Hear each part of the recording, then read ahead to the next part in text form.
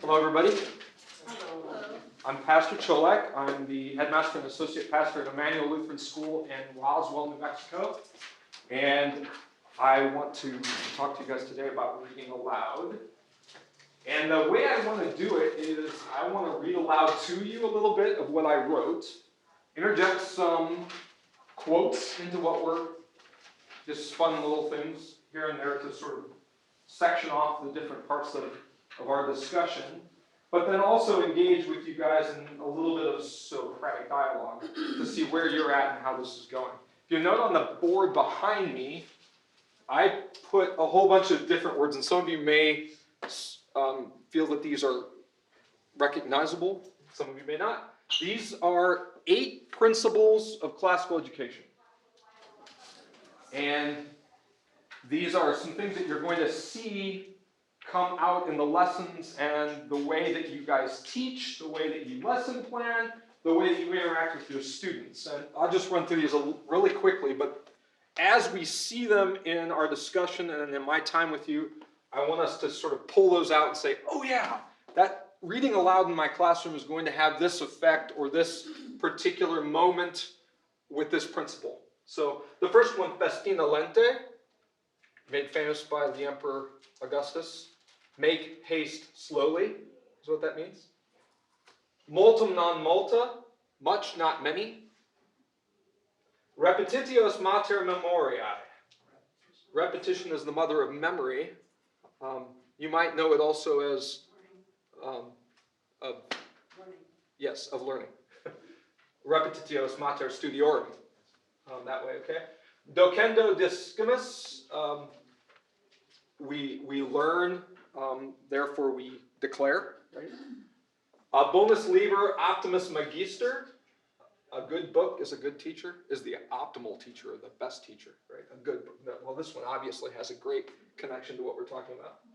Embodied learning, which is songs, chants, and jingles. The fact that we use songs and chants, that we have things that we set to music or that we decide to make into a jingle so that it's easily memorized and remembered by our students. And I'd say that this one goes really well with repetitio, right up here, okay? Scholae, which is leisure. This is the word that we get our English word for school, okay? And then wonder and curiosity. And I would suggest to you that the act of reading to your students is a moment for your students to see your wonder and curiosity. And we'll talk about that in a minute, okay? All right. So as we see these, raise your hand and maybe, or if you have some thoughts as you read in your classrooms, because I assume that you guys do. First of all, it's not the toys in the house that make the difference in children's lives. It's the words in their heads. First quote. And this quote comes from a book by Jim Trelease, which I would recommend that you all get. The Read Aloud Handbook. This is the 8th edition. This one, actually, Jim Trelease has stepped away from, and this lady, Cindy Georgis, has edited on his behalf. If you could get a 7th edition, you get a little bit more nuts and bolts. That was Jim himself. However, this is just stock full of all sorts of facts and studies and all sorts of things like that. It's not a story time, dive in with Jim into his experiences kind of thing, but it's more of a handbook in the true sense. The other one that I would recommend, since I'm recommending books, is Sarah Mckenzie's The Read Aloud Family. Now this one's a little bit more sit down with your cup of tea at the end of the day and enjoy it. Okay? But this one, Sarah also leads a podcast called the Read Aloud Podcast, and she gets a lot of her inspiration from Jim. And you need an LSP too. Right? All right, here we go. There was a sense of awe and mystery whenever my teachers would read to me as a child. I loved it when my parents would read to me. How many of you were read to as a child? Awesome. Very good. What kind of stories? I remember Huck Finn. Huck Finn. Awesome. Aesop's Fables. Aesop's Fables. C.S. Lewis. C.S. Lewis, Chronicles of Narnia? Okay. Very neat. The Bible? Awesome. That's sweet. Very good. Anybody else? Fairy tales, golden books. Yeah, awesome. Golden books, fairy tales. This is neat. I like how we saw that there were some long things like Huckleberry Finn, and there were short things like Aesop's Fables. You can have long fables and you can have short fables, right? You can have huge stretches like, I was just thinking, my wife and I are reading through the Gospel of John right now, and John chapter 2 is a much different length than John chapter 6, which we're about to get to. And the Bible can have these varying lengths of things. The Psalms, for instance, too, can be various. You want to get to Psalm 119, and you're going to be sitting there for a minute, right? Okay, very neat. I love that books and reading were a regular part of my childhood, and I love books and reading because of those fond memories. I remember thinking to myself that should I ever become a teacher, I want to read to my students. And now I'm a teacher of middle schoolers and high schoolers, and I read to them every chance that I get.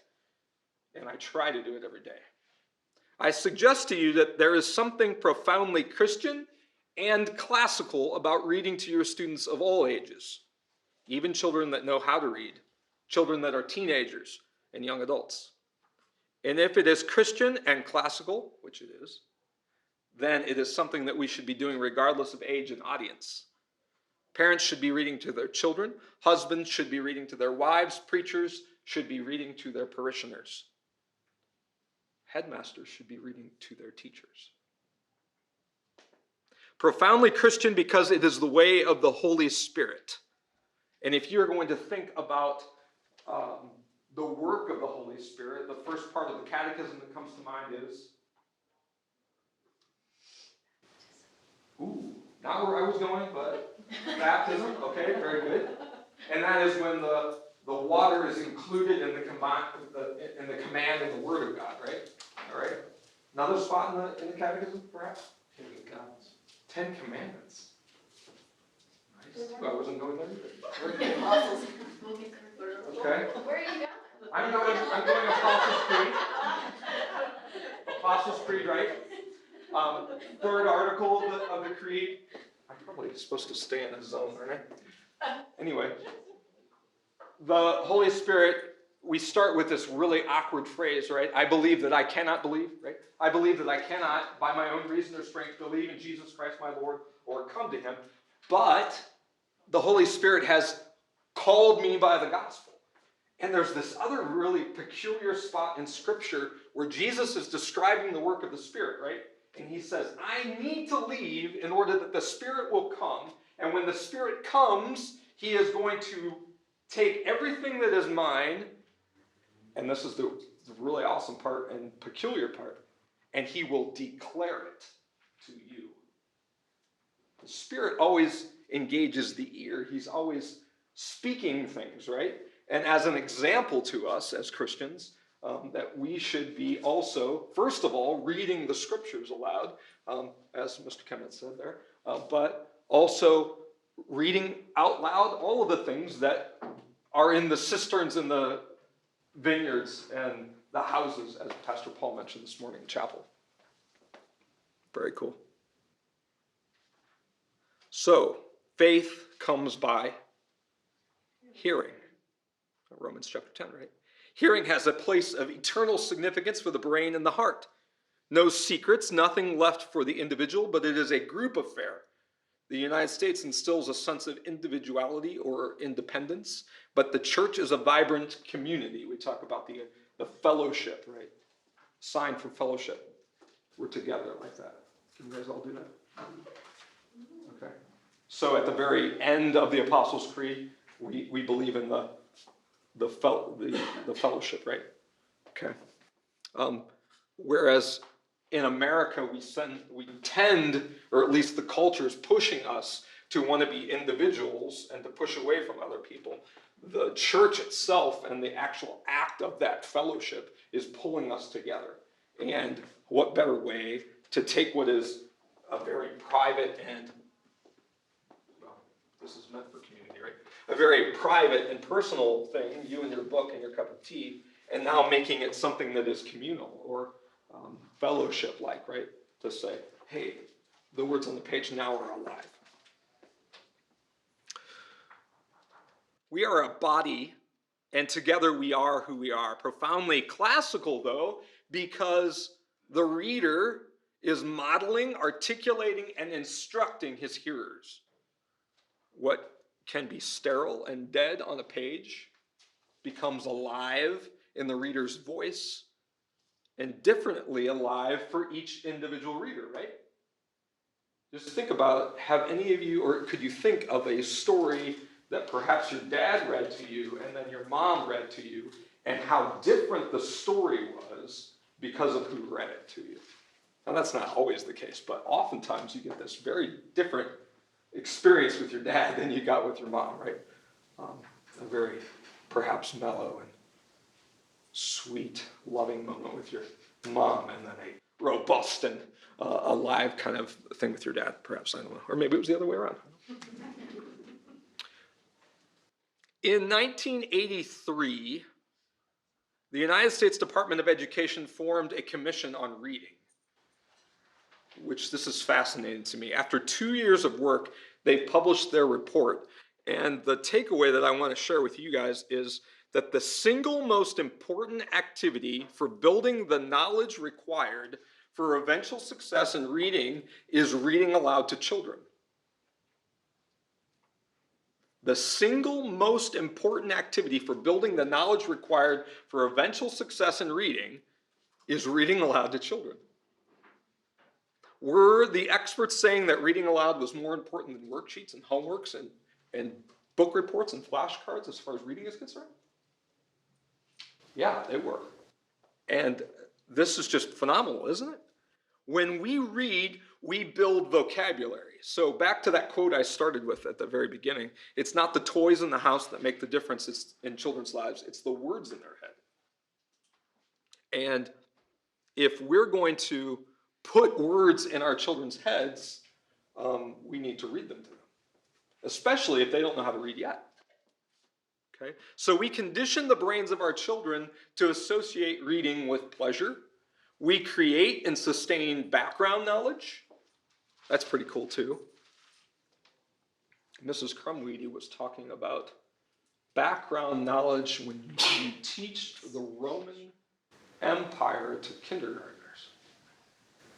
And I was like sitting in my chair going, oh, this is so cool, because if you read to your children about the Roman Empire and you tell them of the conquests of Caesar Augustus or how the dictator who gets his dictatorship taken away from him and eventually his life by the senators as they assassinate him in the Senate, you can bring these things alive to your children, and that background knowledge then that they bring into the kindergarten room. Wow, so cool, right? So we provide reading role models. Ultimately, one of the things about reading aloud is that we are going to teach our children that reading isn't a scary, horrible, nasty, I'd rather go to the dentist than read kind of an event, right? And it's been really interesting in the classroom to see students who start the year off saying, I hate reading. I don't want to the point where they're actually, when no one's looking, going over this and finding books for themselves or poring over them at their desk, right? We instill the desire to read when we read aloud. We teach children how to write when we read aloud. We provide different perspectives on stories. Now, I don't know if you caught the one in there that caught me as I was reading through this and preparing for everything, and have been mulling over it over the past couple of years. When we read aloud to our students, we actually are teaching our students how to write. Because the things that are being, and this is one of those profoundly classical moments, when you're taking something that has been preserved in antiquity, someone who has a really amazing command over language and has put forth something, and then you take it and bring it alive by your voice and hand it out into your children's ears, Now they have a model of how they can construct that grammar and put it on their own paper. Okay. And that was another thing. Mrs. Crumweedy just sort of gave you some Latin out there. She was talking about Cicero and the constructions there as we memorize these little tidbit things. I mean, we have all these Latin sayings, for instance, that we begin each of our Latin instruction times with. My favorite one of all is in umbra igitur pugnabilis. You know that one? Then we will fight in the shade. Then we will fight in the shade. Remember Thermopylae, right? The moment when all of the arrows are coming and the sun is blocked out because of the arrows that are about to destroy and decimate them. And they said, oh, the arrows, the attack. And he goes, it's okay. Then we will fight in the shade, right? Okay? So, but we see those constructions. We see that the things that have now entered into our ears and into our brains, and then that inspires what we will then write in our composition books and in our essays as we turn them in. When an adult reads to a child, three things happen. A pleasure connection is being made between the child and the book. Both parent and child are learning something from the book that they are sharing. And I think that's more significant than we perhaps give it credit for at the beginning, right? The fact that both of us are learning something. Someone asked a question earlier about, what if I have to teach something that I don't really know that much about? Right? Well, when we're reading it aloud with our students, those things, or with our own children at home, that's building a vocabulary or a base inside of us or of knowledge that we then can share when we're connecting it to other classes or content. The third thing, the adult is pouring sounds and syllables called words into the children's ear. It's a phonics lesson, right?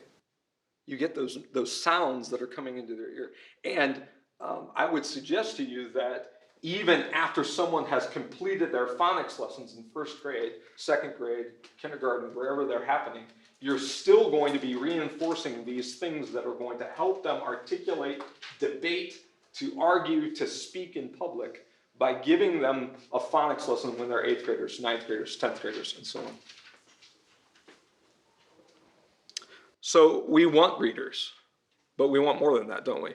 One of the goals of classical education and one of the goals of your school is to produce young men and women who have a masterful and powerful control and use of language.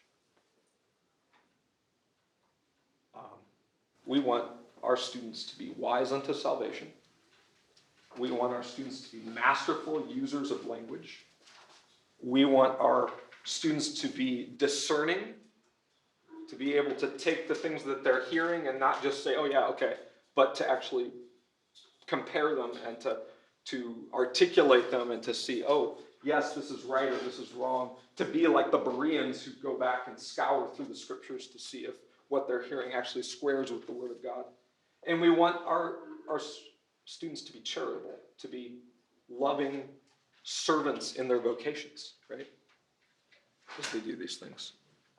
So when we read aloud, we're enforcing a lot of those things, particularly, though, to produce men and women who have a masterful control of language. And so in order to do that, in order to give them the tools that they need, the sword on their belt, so to speak, is we're giving them vocabulary, we're giving them sounds, we're giving them phonics. Most of the time, we default to getting words into the brains of our scholars by having them look at them. The other way to get words into their brain is for them to hear them. How do we get those words into their brains before they can read? We read to them. However, once they can read, we double the rewards, don't we? By having them read and have them listen. And I would like to talk a little bit later about sort of the dynamic in your room, in your classroom or in your living room, of having time that you speak or you read to your students, time for your students to read to each other, and time for your students to have silent time with their books. That there might be 3 different aspects to the reading that goes on in the lives with your children. Okay. But here, they're reading, right? They're excited about reading. They've got their books.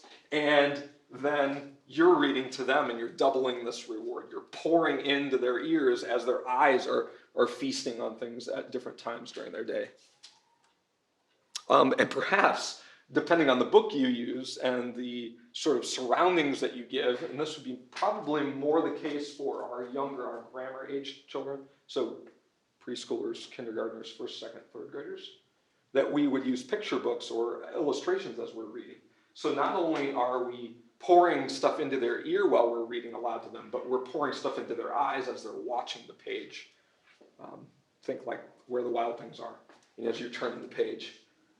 And they're seeing all of those wonderful things as those words and the neat rhythm of the story pours into their ears. Okay? So we're going to see so many benefits to reading to all of our students, even the oldest ones. Okay, I'm going to stop, ask for any questions. Okay, quote, G.K. Chesterton. Fairy tales do not tell children that dragons exist. Children already know that dragons exist. Fairy tales tell children that dragons can be killed. So every child has a listening vocabulary. And I'm going to sort of illustrate for you, okay? So listening vocabulary. And the listening vocabulary then overflows and fills what we would call the speaking vocabulary.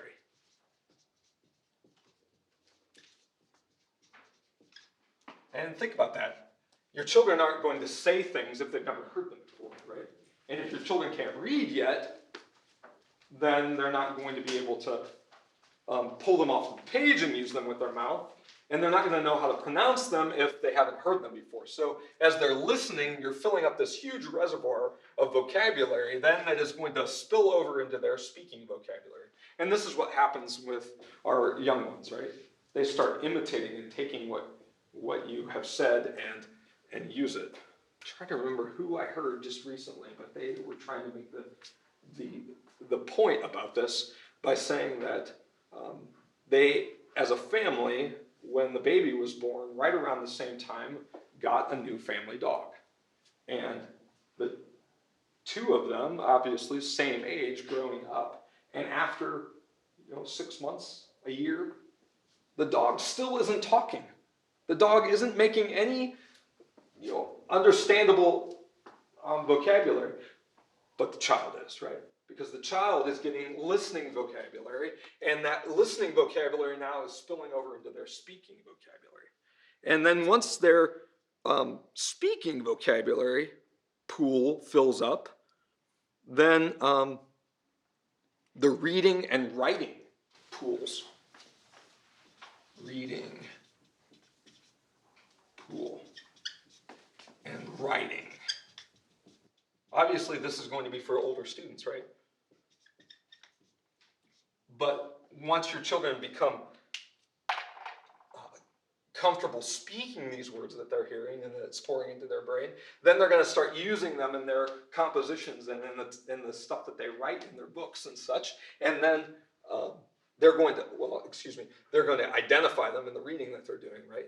Which is going to elevate or move up their reading level. And then they're going to start using it in the stuff that they write themselves. Almost in a sense, grammar, logic, rhetoric, right? As we're regurgitating the things that we've learned. When someone asks you to articulate the trivium, you use those words, how do you guys tell, like if a new parent comes to your school and they want to know what the trivium is, can you give me some thoughts about how you guys talk about that? I'm going to go off script a little bit.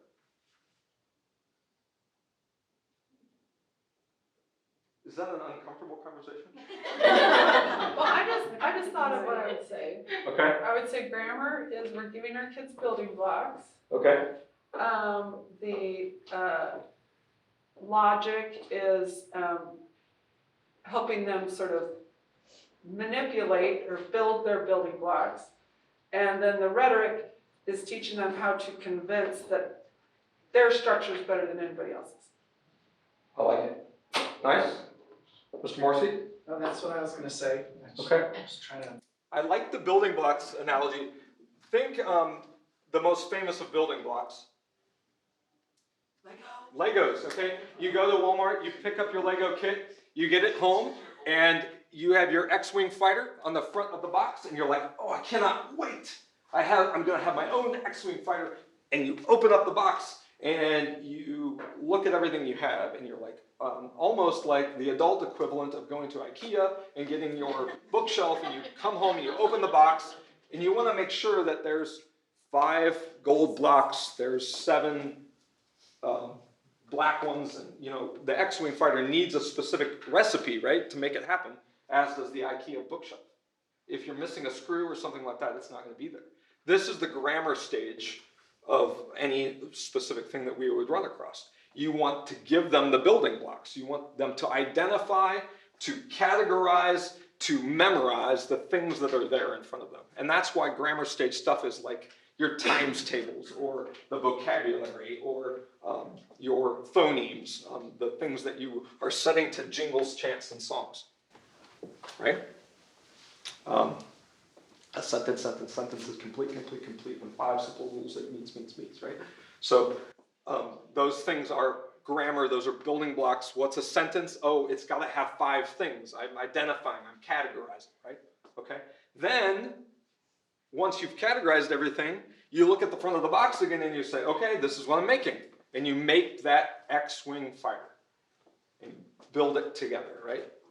And you now are entering the stage where we're taking the things that are coming into our brain that have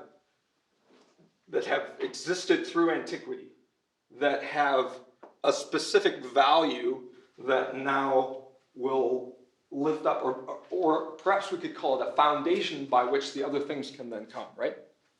And so the equivalent there, after we're building the X-Wing that's on the front of the box, is that we're reading things like Huckleberry Finn, Moby Dick. We're memorizing scenes from Othello or Hamlet. We're seeing these things that other people have taken the building blocks and made these magnificent things, like Jesu, joy of man's desire, right? Something that would be there. This beautiful work that has existed through much attack by the culture of the world. Then you tear apart your X-Wing fighter and you do the exact thing that you said, and you build something else out of those same blocks, right? Now you're standing in front of others with their Legos saying, look, mine's better than yours. Because if they both make X-Wing fighters, but now I can take my X-Wing fighter and I can go this next step. And so it's taking those building blocks, it's taking what you've experienced from Shakespeare or from Mark Twain or from the next person, and now we're creating our own ability to stand in front of others and to debate and to articulate and to give. Right? So very cool, yeah. So here we're using what that listening vocabulary has come to now create that which is echoed back almost. Then what we are experiencing by others, what we're reading in front of us. So the words are already been put into sentence and correct grammar and such, and we're reading through it. And then finally we're creating our own. So neat. Thanks for building blocks. That was great building. Nice, very cool. So think about how beneficial of a phonics lesson, a read aloud, can be for your students or your children. As a side note, I put in here, I specifically recommend a robust phonics program over and above any kind of sight words or other things.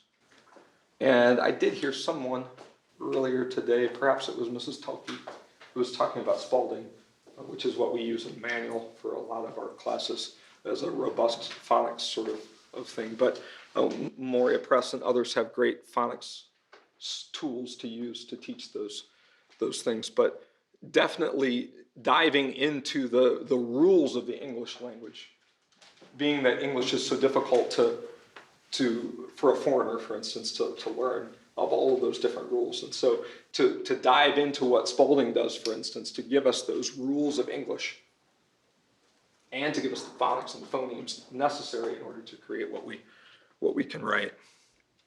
Reading aloud gives your students experience hearing and contemplating sounds, syllables, endings, and blends. Children who know that words are made up of sounds and have heard a vast vocabulary can break the sound code. And that is an advantage. And specifically, as you have children coming in, I bet I'm getting ahead of myself, but that's okay. When you have children coming into kindergarten, Mrs. Crumweedy said that kindergartners have a vocabulary on average of about 5,000 words, right?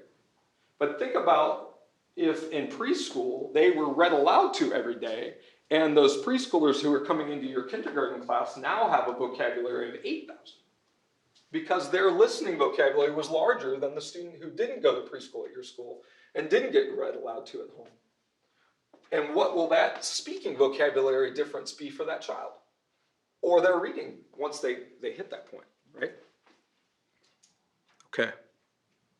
C.S. Lewis quote. Most of us know what we should expect to find in a dragon's lair. But as I said before, Eustace had read all the wrong books. They had a lot to say about imports and exports and governments and drains. But they were weak on dragons. If you haven't noticed yet, I like dragons. These read-alouds are giving your children new background knowledge to prepare them for the adventures that await them at the next level of school. And that is another significant thing that is going to be so important. That as they come into your class and they're experiencing these subject matters, and as it was, Mrs. Crumweedy was giving us earlier about the Romans, or the connection between Thermopylae and the Alamo, those kind of things are background knowledge. The question about the Chicago fire and its significance for someone who lives in New Mexico is vast when we have a moment to talk about the background knowledge of what the Chicago fire was, and perhaps the significance of the Wisconsin fire that was larger, and why it was important for the Chicago fire to be listed in our timeline. Let me give you an example from the book. Background knowledge. 16. I'm going to read two different things to you, and I want you to tell me the easiest way, the differences between the understanding of both. Let's put it that way. But Sabathia, who pitched 3 days earlier in Game 3, gave up a leadoff broken bat double to Austin Jackson. He struck out the next two batters, then walked Miguel Cabrera intentionally with first base open. That was your first example. Second example. Callis and Rhodes put on 84, but with the ball turning, Mark Waugh could not hit with impunity, and his 8 overs cost only 37. The runs still had to be scored at more than 7 and over, but McGrath still to return and Warren having 2 overs left when Rhodes pulled Raphael to Beaven at deep square leg. So what's number one about? Baseball. Baseball, the Cleveland Indians particularly, right? And 2?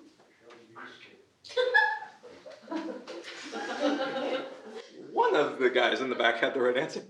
Cricket. Okay? But background knowledge, because you guys all know so much about, or many of you do, about baseball, or at least it's part of the fabric of at least some sort of conversation that happens in America, those kind of terminology is background knowledge to you. Whereas if you lived in England, number 2 would have probably been a little bit more background knowledge-y to you, right? So what if we provide background knowledge to our students by reading to them?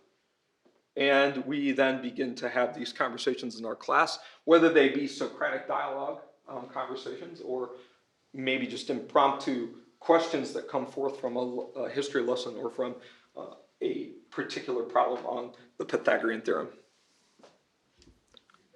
So, Children who have accumulated background knowledge bring the prevalent amount of information to the learning table. Our students learn vocabulary and acquire knowledge at school and preschool and junior kindergarten, but a student that has a greater vocabulary and background information will understand more of what the teacher is saying. Here's a quote from Jim Trelease. And since most instruction for the first 4 years of school is oral, the child who has the most extensive vocabulary will understand the most, while the child with the smallest vocabulary will grasp the least, end quote. This just compounds moving forward because of the cumulative nature of what we're talking about, right? So, any questions? We're going to move into a little bit of a practical moment here at this point, but do you have any questions about any of that theory, thick stuff that we just went through? Give me a moment for a drink. Do you think kids can ever get caught up or,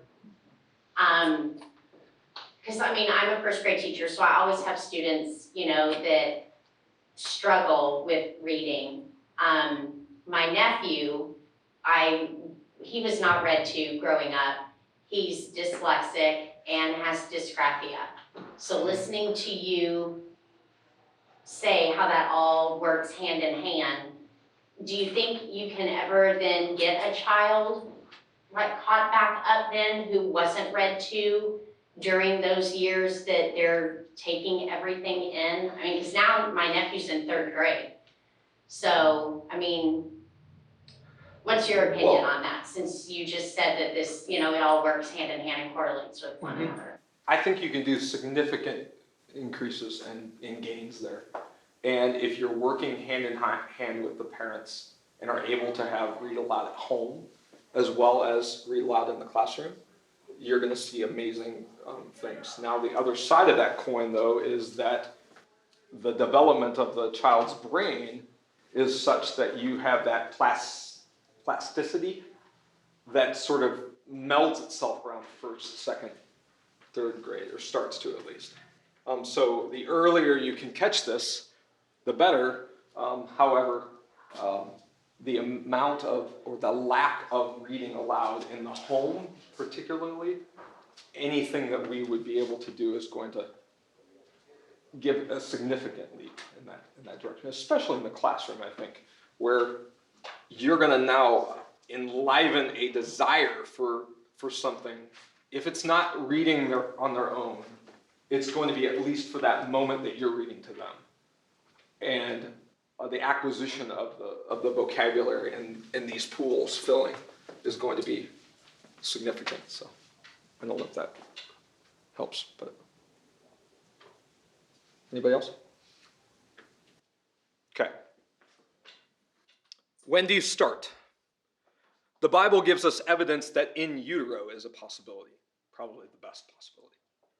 Although, as I said earlier, it is a good practice and gives great benefits for adults to read aloud to themselves and to other adults, I suggest, particularly your spouse, John the Baptist leaps in his mother's womb when he hears the greeting of Mary. And the significant part of that text from Luke's gospel is that he hears Mary's greeting and he leaps. His ears are engaged. And again, this is why Martin Luther tells us that the organ of faith is the ear. It is by, and I like to tell the kids that, you know, the Spirit is given to us, or at least the vision is given to us in the Bible that he is a dove. And what do birds have? They have talons, right? That they hold on to things. I don't know if necessarily a dove's feet are called talons or not, but for our purposes, let's use it, right? And the dove, the Holy Spirit dove, that particular bird always has something in his talons. And it isn't just anything. It is the Word of God. It is Jesus that he always has in his talons. And so when that bird flies into your ear and down into your heart, then great things happen. And thus we have Romans 10, which we talked about earlier. Faith comes by hearing. But even in utero, John hears Mary's greeting and he leaps for joy. So the research throughout many years, especially the U.S. Department of Education that I mentioned earlier, supports this. A child becomes familiar with certain sounds while in utero and associates them with comfort and security. This is getting them ready for more once they are born. There's even a story in Jim's book about a musician who was trying to learn a piece that his mother told him about, and he was sight reading it, and he began to just start playing the notes without looking at the page, and came to find out that his mother had played that particular piece while she was pregnant so many times that it had just gotten into his heart, right? Into his hands, into his brain. That was a really cool story.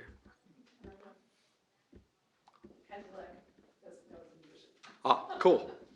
I love it when everybody knows what I'm talking about. This is once they are born, read-alouds are going to continue to build on their sound development. Think about what you say to babies in your care.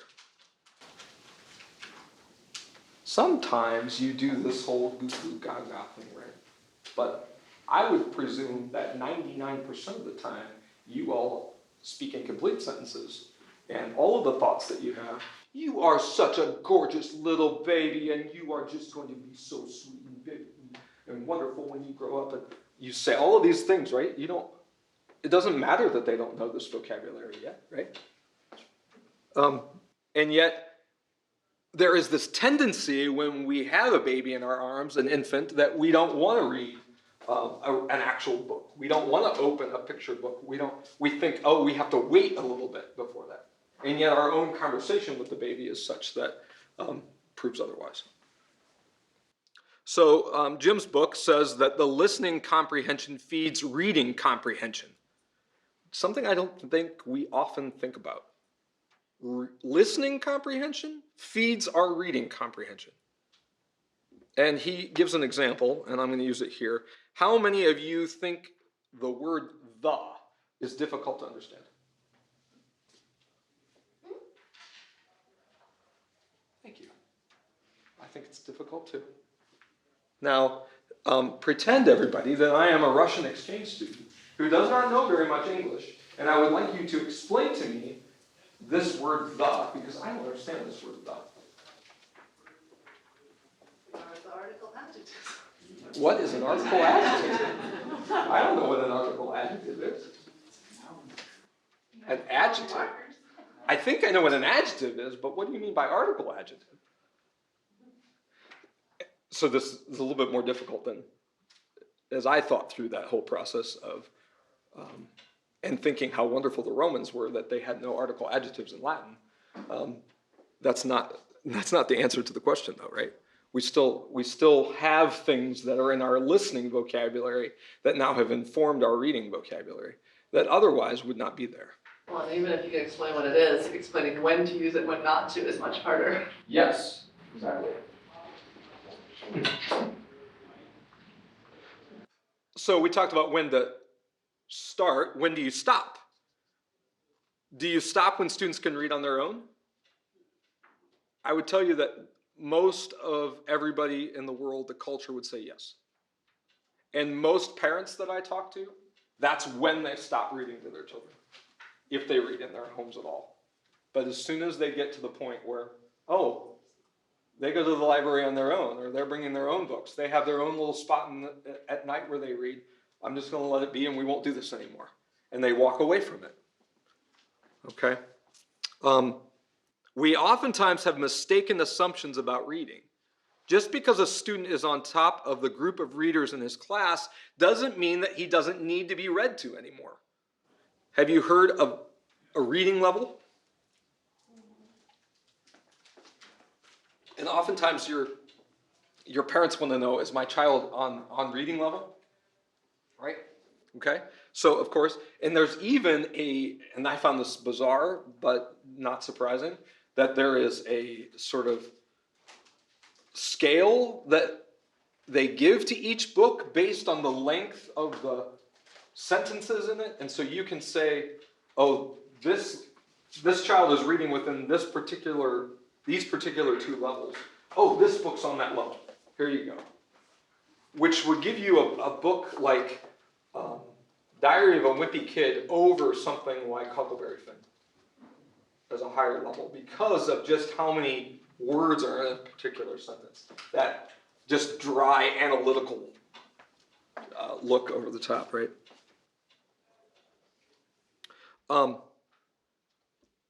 However, there is a reading level and a listening level, which I just didn't fathom when I was first doing this research.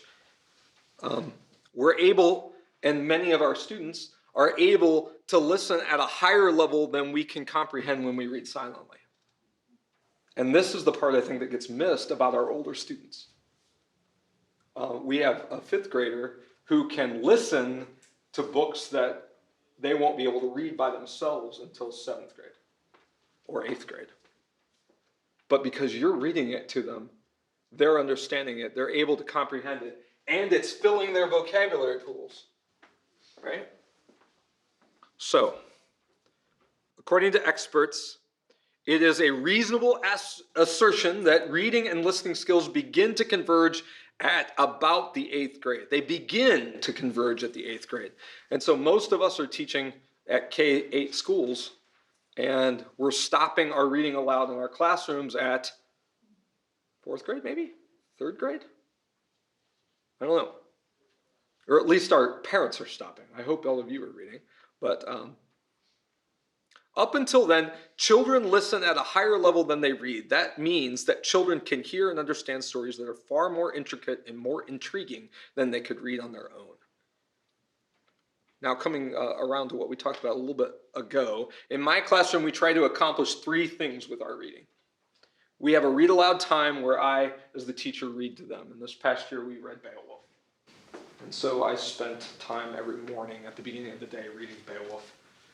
There were moments where they were intrigued on the edge of their chair, like when Beowulf rips Grendel's arm off. Just right off the side of him, right? And there were other times where it's like, is this ever going to get interesting again? Right? I also then have the kids take turns. We go up and down the rows, and they read aloud. Usually what it is that we have for literature, but I also do it for our other classes like history and such. We read Huckleberry Finn this past year, and so they would take turns. Little Women, we did paragraph by paragraph, and so forth. And then I give them time in the room where they're reading silently to themselves, and they get to just spend time with their books. And I've done it 2 ways. One where I've assigned everybody the same book and they have to read at their own speed. They do it at home. And I do this thing called commonplacing too. Have you heard of commonplacing? They get a notebook. I give them a specific notebook. And then for every specific amount of reading that I give them to do, they have to pick out a certain amount of quotes that stuck in their brain or that excited them and write out the quote and then tell me in their own words in 1 sentence why that was significant. And I'm more interested in having them write out the words, the actual text of the author, so that they're transferring it and it's getting a little bit more cemented, repetitio here, right, into a book that's their own that they can then take and use later. Now, there is another thing that I do, and then I want to let you guys talk about the things that you do or ask any questions about this. And that is, I start every day with what I call morning time. Morning as in the sun's up. Not as I'm crying because I'm upset, but and what we do, it's usually 3 or 4 parts. And the first part is that we have a composer of the day. And I picked 13 of the greatest composers, and I put their pictures up on the wall with their birth and death dates, and then we just went down the list. And I would play a significant piece from each composer every morning, and I tried to keep it at 5 minutes or so. And so, let me think, it was Pachelbel, Vivaldi, Bach, Mozart, Haydn, or is it Haydn, Mozart? So, and so on, all the way down to Rachmaninoff. But they would then begin to be able to pick out specific things. Now, I know this is a different subject. So that was the very first thing that we would do is the composer of the day. And then the next thing that we would do is the poem of the day. And likewise, I had 13 students, so I picked 13 poems. I had 13 poets, excuse me, and I had 13 composers because we had 13 students. It was my thought that they would each do some sort of research on something, and I would be able to have one for each of them. We didn't get around to that particularly because of COVID issues, but other things happened. However, we would have a poet of the day, and then I would read that poet, a particular poem from that poet every morning. So Emily Dickinson, I would pick an Emily Dickinson poem, and we would read that. I would read that out loud. Then I would put it up on the whiteboard and let them see it, and we would talk almost in a Socratic dialogue about the things that they noticed about how the poem was constructed. How much rhyming was there? How much repetition was there? How many syllables? We would compare things like if it was Shakespeare, what can you see the iambic pentameter? Can we write another line to this poem in our own iambic pentameter? But that was all after they heard it from me first. And then before we would move on to the next thing in our morning time, I would have one or two of them read it so that they could hear each other struggle or succeed in the specific peculiarities of that poem, put it that way, right? Okay. And then if we still had time, which most of the time we did, I would read from like Plutarch's Lives, or we would work on Shakespeare. And I pick a Shakespeare play that we just do one play, and we do it that year. And when we get done with it, we start over again. If we can do it 3 times, great. If we only do it once, great. But we just keep running through it, and the kids are assigned their parts. And so then they get to actually act it out, but then we're hearing out loud the pieces of the poem. So morning time for us was composer, poet, Shakespeare.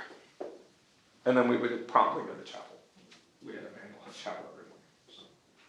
So, and I think that's a significant portion of the morning time is that they sing hymns, that they become comfortable with their hymnal. And so that was significant to me that we would go to chapel the next. So let me hear from you guys about either your questions about what we've covered or what you do in the practice in your own classrooms or in your homes. Yeah, I was just going to say, first of all, you can leave the circles up there. I'm going to use that for my presentation next, so thank you for that. Second of all, this is kind of what we do in all my classrooms. We read aloud. So whether it's history or literature or logic or whatever, we read aloud. One kid will read at a time, and everyone else is following along, and then they wait their turn. And it's how we learn, you know. And even when you get a kid that reads slowly, that's great because it gives us all time to process and to think. And it's kind of a foundation of what I do, and I think it's a foundation of what we should all be doing. Cool. This reminds me of something, just a second, I'm sorry, is that when it's my turn to read aloud, for instance, when it was Beowulf time, I don't think that you should be concerned about what they're doing as long as they're not reading something else. And a lot of times, what I would do is give them paper and have them illustrate what they're hearing, doodle, or do origami. Fold the paper, right? Sometimes I'd let them sit on the floor. Sometimes I'd let them move to different chairs and listen. But I mean, there's some specific bounds to what I allowed them to do and what I didn't. But I think that it's important to understand that this particular aspect of read aloud isn't always going to be the exact way that you envisioned it in your brain, and that's okay. That it can morph into something peculiar and specific to your classroom, into your space. And when they're doodling and when they're drawing, they are listening. And this this listening vocabulary pool is getting filled. Okay. Now, when we're reading history, clear your desks. We're all paying attention. You have the book in front of you. But I would say too that the other side about read aloud when I'm reading aloud is they don't have the book in front of them. And this is one of my own sort of things that, like at church, I want to hear the pastor read to me. So even though it's in front of me, and oftentimes I'll go and refer to it, I'm glad it's in there. I can go back and look at it later. But when it's actually happening, my own personal piety is I set it down so that I'm continuing to engage that read aloud piety, maybe is the word, or posture, or experience. Experience. Okay. But anyway, you had your hand first. I homeschooled my kids, as I said earlier, all the way through high school, and I read aloud to them until the day they graduated. But I always read something above their interest level, or, it was, of course, harder when they were seniors in high school. But one book I had purchased years ago and never read was The House of the Seven Gables. I said, okay, guys, it's in our curriculum, I'm reading it to you. I'm not gonna have you read it yourself, because I wanna get this story myself as well. And my daughter said the only bad part was I read that one chapter that spent the entire chapter describing how this guy died at lunch. Mom, did you have to read it at lunch? I said, I'm teaching 3rd and 4th grade right now. I used to teach high school English. And what I've found is that it's great to have kids read cold, but sometimes at that lower grade, they don't have enough fluency to read things where you're also trying to gain information. Like if you're doing history or science or something where you need them to really get the information that's in there. Sometimes it's helpful to give them a heads up. Tomorrow you're gonna be my science reader, so that they have time to practice. Yeah, that's a great idea. And that way, you're not, they still get to read aloud, they still actually fight with some of the vocabulary ahead of time, but you're not losing instruction time because the kid stumbles over all the words and the rest of the kids have no idea what that was about. Right. Yeah. So sometimes read aloud should be planned, I guess, for kids. Sure. Yeah, that's a great idea. The other thing I would say too is that when you are, particularly I would say the younger grades, when you begin to read aloud to your students, you should probably start with shorter segment things. But there's no reason that 1st and 2nd graders can't enjoy a longer book at the end of the school, or towards the end of the school year, right? As their brains have become conditioned to hearing you read to them. And the way I would suggest you do that is that you start with small snippets or poems, and you do it multiple times in the day. So you give them, a psalm, for instance, Psalm 23, you could read that, right?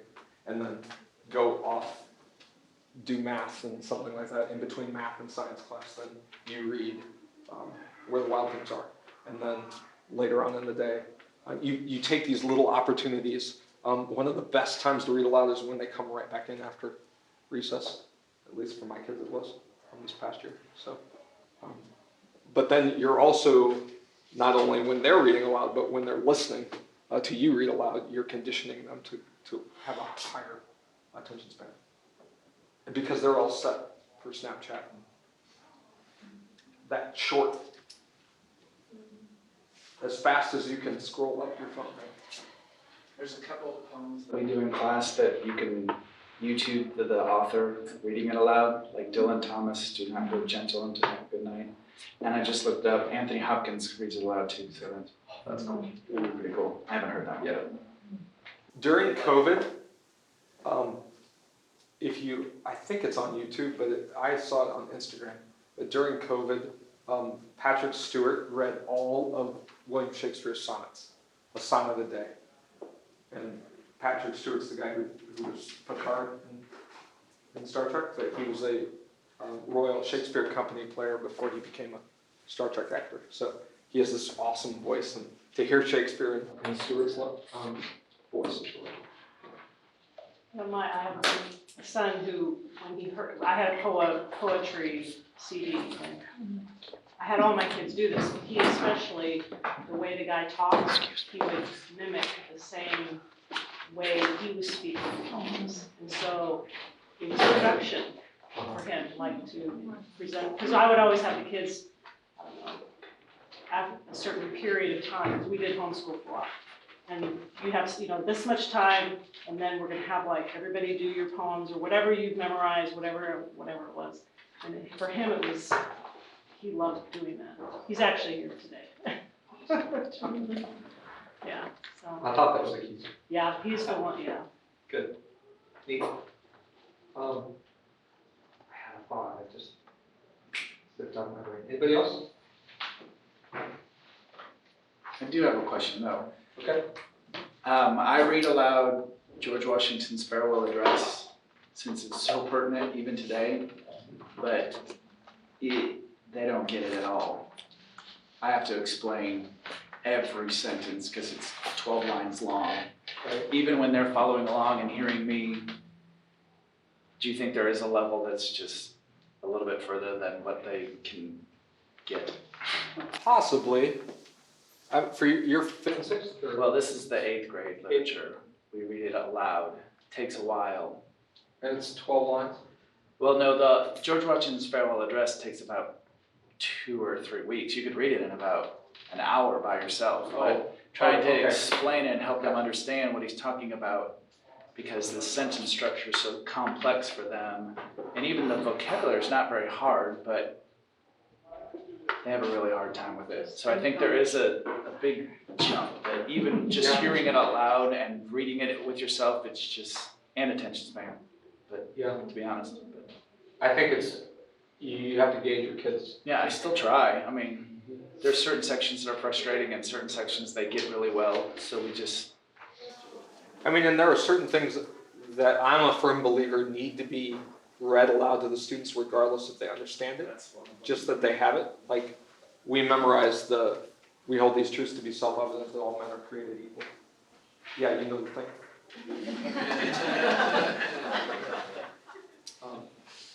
And we read the Constitution, the entirety of the Constitution, every year, even if they don't quite understand all of the weird language.